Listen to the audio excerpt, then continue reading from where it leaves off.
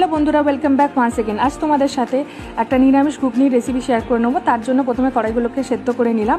তারপর গোটা মশলার জন্য একটা ফ্রাইং প্যানে গোটা জিরে, গোটা ধনে, মৌরি আর শুকনো লঙ্কা ফ্রাই করে শিলনোড়ায় বেটে নিলাম। আর লাগছে আলু, টমেটো, আদা বাটা, শুকনো লঙ্কা, কাঁচা লঙ্কা। মশলার জন্য লাগছে লঙ্কা গুঁড়ো, হলুদ গুঁড়ো, ধনে গুঁড়ো, গোটা জিরে, কাসুরি মেথি, গোটা মশলা যেটা বানিয়ে নিয়েছিলাম, ধনে পাতা আর শুকনো লঙ্কা।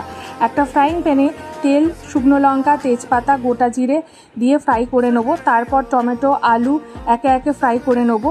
একটা জলের বাটিতে হলুদ গুঁড়ো, লঙ্কা গুঁড়ো, জিরে গুঁড়ো মিক্স করে নেবো। আলু ফ্রাই হয়ে গেলে মিক্স করা মশলাটাকে দিয়ে আবার ভালো করে ফ্রাই করব। তারপর সেদ্ধ করা কড়াইগুলো দিয়ে মিক্স করে নেব। আর নামানোর আগে কাসুরি মেথি, গোটা মশলা যেটা বানিয়েছিলাম আর ঘি দিয়ে নামিয়ে নেব।